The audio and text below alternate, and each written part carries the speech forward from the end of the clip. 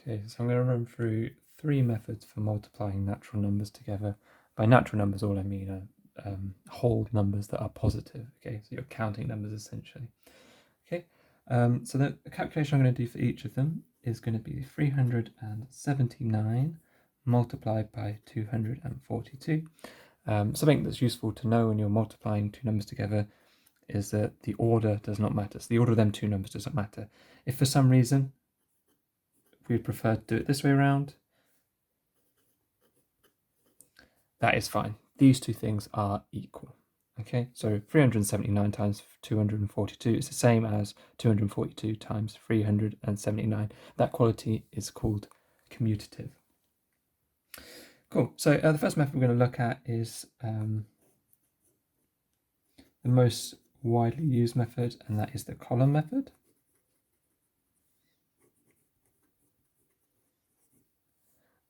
Let's get started then. So we're going to have our 2 numbers, one written above the other. We're making sure to line up our digits.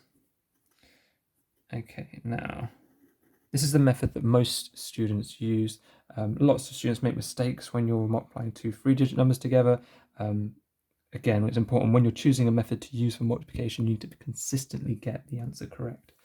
So essentially what we're going to do here is we're going to take each of these digits at the top and we're going to multiply them by 2. Then we're going to take them, each of them, and multiply them by 40. And then we're going to take each of them and multiply them by 200. Okay, so let's do that. I'm going to write all of the steps down. Some people memorize these in their head as they go. I just think that's using more thought than is necessary, so you might as well write it down rather than try and maintain that as well as do some maths as well. So we've got 2 lots of 9, which is 18. 2 lots of 70, which is 140. And 2 lots of 300, which is 600. First one's fairly simple. Now we're timesing everything by 40. So 40 times 9 is 360. 40 times 70, 40 times 70 is going to be 2 zeros. So it's going to be 2,800. And then 40 times by 300 is going to be 1, 2, 3 zeros. It's going to be 12,000. Now we've got times everything by 200, so 9 times 200 this time is going to be 1,800. Oops. And then we've got 770 times 200, so that's going to be 14 with 1, 2, 3 zeros. And then finally 200 times 300, so it's going to be 1, 2, 3, 4, that's going to be 60,000. Okay, once you've worked out each of these, you're just essentially going to add them all together. So you've got 8, add all these zeros, gives us an 8. What have we got in this column? We have a 4 and a 6 will give us 10, plus that extra 1 is 11.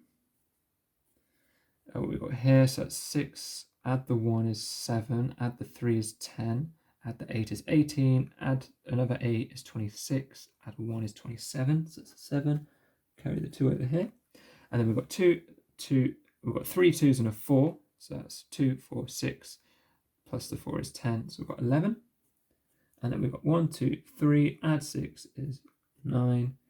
So we get an answer of 91,718.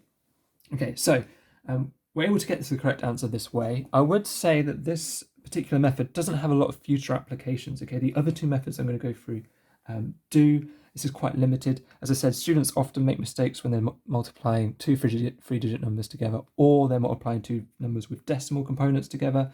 That's something to consider. Cool. Method number 2 we're going to look at is grid method. Lots of teachers like this one. Reason being, this has lots of future applications. Okay, so we're essentially going to be doing what we did here. We're just laying it out in a different way. Instead of writing 379, I'm going to write 300, then 70, and then 9. And instead of writing 242, I'm going to write 200, then 40, and then 2. Then we're going to draw our grid. Hopefully this is familiar. And then we're going to do in this box top left, we're going to do 200 times 300. So I'll do 2 times 3 is 6, and we're going to have 1, 2, 3, 4 zeros. 2, in this box, we're going to do 200 times 70. So 2 times 7 is 14. Add the 3 zeros. Then we have 2 times 9 is 18 with 2 zeros. And we have 4 times 3 is 12. 1, 2, 3 zeros. 4 times 7 is 28 with 1, 2 zeros. 4 times 9 is 36 with 1 zero. And then 2 times 300 is 600. 2 times 70 is 140. And 2 times 9 is 18. So you'll see these numbers in here are exactly the same as these numbers here. Okay, I've just written it out in a different way. So then I would go on to do 60,000 plus 12,000 plus 1,400 plus 2,800 plus, I would have done that one, 1,800 plus 360 plus 140 plus 600 plus 18. Add all them up and I will get this same answer. Okay, I'm not going to do that because I've already added it up once and I know it is going to come to this. Okay, but you can appreciate that these same numbers have came from a slightly different method, but we're approaching it in a very similar way. Okay. Yeah, so if you were to pick between these two methods, personally, I would say this has more future applications when it comes to algebra. And in the future, if you do A-level, we do polynomial division. This is very useful then. This, not so much. It's quite prone to mistakes, especially when it comes to decimals. I think when I'm just multiplying two numbers together, though, I like to use this third method the most, and that is called Napier's method. Okay, so let me just rule that off. Method number 3. You will see a few benefits to this Napier's method. So Napier's method is named after a mathematician. It's arranged in a bit of a grid. We write it slightly differently. Okay, so we're going to use the same calculation. We're going to do 379. So I'm going to write that along the top of my grid. And then down the side of my grid, I'm going to write 242. I'm not going to split it up into 240 and 2. I'm just going to write 242. And I'm not writing it this side. I'm writing it this side. So 2, 4, 2. Right, next up, I'm going to draw my grid. Let's do that.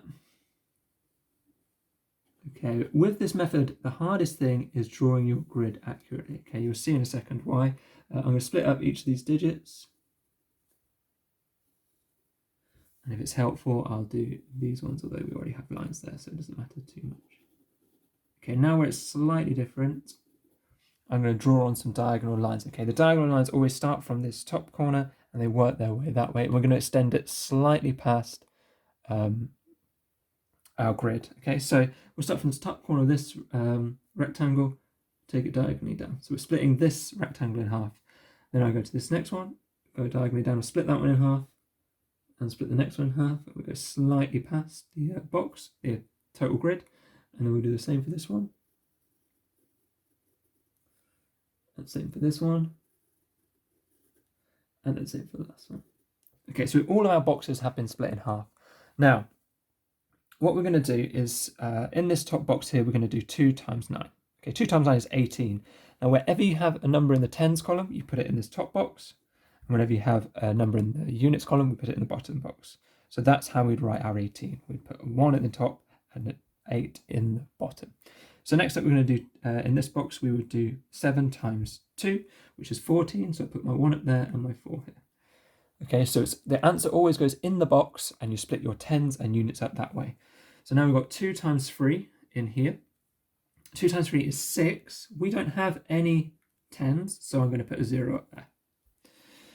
Let's do this next row. We've got 4 times 9, which is 36. Then we've got 4 times 7, which is 28. Then we've got 4 times 3, which is 12. And then lastly, this one, we've got 2 times 9, which is 18. 2 times 7, which is 14. 2 times 3, which is 6. Stick a 0 up there. Right. Now, the reason we drew these diagonals in is it's kind of split up our units, our tens, our hundreds, our tens of thousands, and our our thousands and our tens of thousands. Okay, you look at how we're doing it now. So we're going to look at everything in this diagonal here. Let me just get something to cover that up. We're just going to concentrate on everything in this diagonal here. So within the box, the only thing that's there is an 8. Okay, so 8 add nothing gives us 8. Right, now let's have a look at the next load. Okay, so within this diagonal here, inside the box, all we have is a 6, a 1, and a 4. So 6 add 4 is 10, add the 1 is 11. Okay, so we would put an 11 here, but that 1 in the tens column has to be shifted across into the next place value, okay? So instead of writing 11 here, I'm going to put a 1 here, and then add an extra 1 to this next diagonal. So now we'll look at this diagonal. So we've got 8 add 3 is 11, add another 8 is 19, add a 1 is 20, add 6 is 26, add that extra 1 that we put at the end is 27. So we put a 7 here, and our 2 can join this next column. Let's have a look at this diagonal. So now we have 1, add 4 is 5, add 2 is 7, add 2 more is 9, add 2 more is 11. And again, put your 1 up here. So now we have 1, add 6, add 1, which is 9. And then our last diagonal, we have a 0. Right, hopefully you can see our answer here is 91,718, just like we got for the other methods. As you can see, this takes up a lot less room. That is a major benefit to it. There is a trick as well. If this was 37.9 times 24.2, we could quickly do that calculation. We'll look at that next time when we look at multiplying numbers with decimals. Okay, so 3 separate methods. In summary, this is the least applicable, but most people know it, the column method. This grid method is useful to know, especially in the future when it comes to algebra. But both of these take a lot of writing down. And then the third method, the hardest part here is drawing it out. Once you've got that mastered, it's a lot less writing to do, and the actual multiplications you're having to do, because you're not worrying about all of these zeros, is easier. Okay, and the addition at the end, you're just adding all the numbers. You don't have all these zeros to kind of get in your way and to make mistakes with. Okay, so for me, I personally use this if I'm just dealing with numbers.